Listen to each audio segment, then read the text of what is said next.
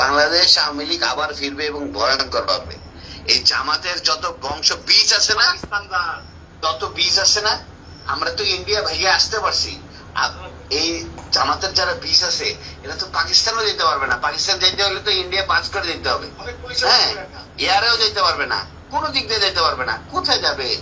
হ্যাঁ, আমরা তো সবাই বেঁচে আছি। হয়তো বা কিছু লোকজন নিরীহ কিছু নেতা কর্মীদের উপর অত্যাচার করে মেরে ফেলানো হয়েছে। হ্যাঁ, ম্যাক্সিমাম বেঁচে আসছি। কিন্তু বাংলাদেশ আওয়ামী লীগের 4 কোটির উপরে নেতা কর্মী আছে, একদম নেতা কর্মী। এর মধ্যে হয়তো বা 50 লাখ মারতে পারবে, 3.5 কোটি বেঁচে আছে। কোথায় যাবে? বাসা থেকে না, মাটির 50 হাত নিচে থাকলেও জামাতের চেয়ে ডেঞ্জারাস ভাবে ওদেরকে মৃত্যু দিব। ওরা কি মারছে, এর চেয়ে ভয়ঙ্কর ভাবে মারবো। এটা প্রশাসনের লোক হোক, আর্মির লোক হোক, আর ওই রাজনৈতিক নেতা কর্মী হোক, কাউরে মাফ করবো না। মনে রেখেন আপনি ওসি সাহেব। আপনাকে আমি বললাম, আপনার উত্তরা থানার যে কটা সাব ইন্সপেক্টর আমাদের আওয়ামী লীগের নেতা কর্মীদের অত্যাচার করতেছে, ওদের পরিবার সুদ্ধা কানবে, বসে বসে রাস্তায় বসে বসে কানবে। আপনি আমাকে সুনির্দিষ্টভাবে দেখান যে কারোর উপরে কোনো নির্যাতন আমার লোকজন করছে কিনা, আমি তাদের বিরুদ্ধে অবস্থায় ছিলাম। শোনেন, আমরা কোন অত্যাচারিত হয়ে আপনার মতো একজন থানা ইনচার্জকে ফোন করে এই রাত 1টা বাজে আপনাকে ফোন করে এত ডেসপারেটনেস কথা বলতেছে, আপনি বুঝতে পারতেছেন না আমাদের ওয়ালে কতটুকু পিঠ থেকে গেছে? হ্যাঁ, আমরা কিন্তু মার্ডার মামলার আসামি, 47টা মার্ডার মামলার আসামি। জানিও না কয়টা মার্ডার করছি। হ্যাঁ, আমি কিন্তু জানিও না যে আমি কয়টা মার্ডার মামলা করছি। কিন্তু আপনারা আমাদের নামে একটি মামলাও, আপনার একটি মামলাও কিন্তু পুলিশবাদী মামলা না। ওসি সাহেব, পুলিশি মামলাগুলো নিছে বিনা তদন্তে। হ্যাঁ, একটা আইন কাঠামোতে কোনোদিন বিনা তদন্তে কোনো মামলা হয় না। আপনার পুলিশ এতগুলো মারা গেল, কই আপনার তো একটা মামলা ফাইল করতে বলেন না আজ পর্যন্ত? ওসি সাহেব, এটা তো আমাদের ব্যর্থতা। আপনাদের চাকরি করা উচিত না। এটা সত্য, এটা সত্য। এই পুলিশগুলো যাই হোক, আওয়ামী লীগ বলেন, ধরেন ওরা আওয়ামী লীগের পরিবারের, কিন্তু পুলিশ ছিল তো।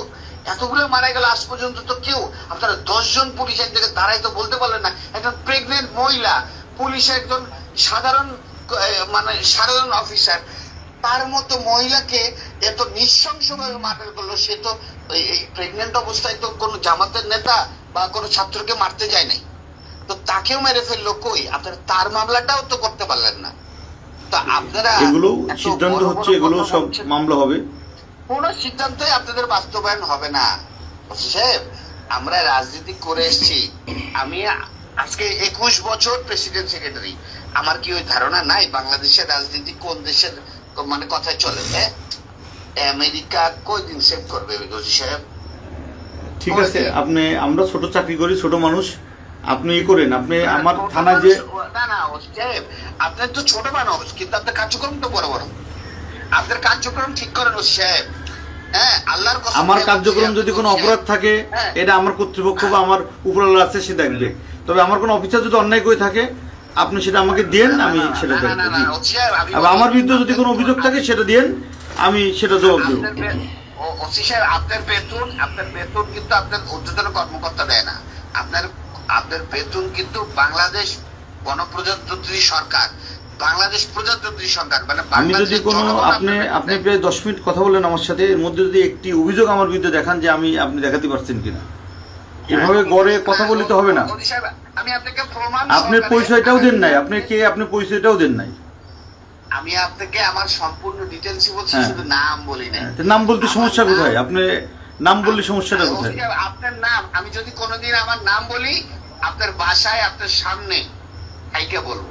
আমার বাপ যদি আমাকে জন্ম দিয়ে থাকে, আগামী 2 মাসের মধ্যে যদি আপনার কার্যক্রম এরকম থাকে, আপনার বাসায় আপনার সামনে যদি না বলতে পারি, আমার বাবা আমার জন্ম দেয় নাই। ঠিক আছে, আমি অপেক্ষায় থাকলাম, আপনি আসেন।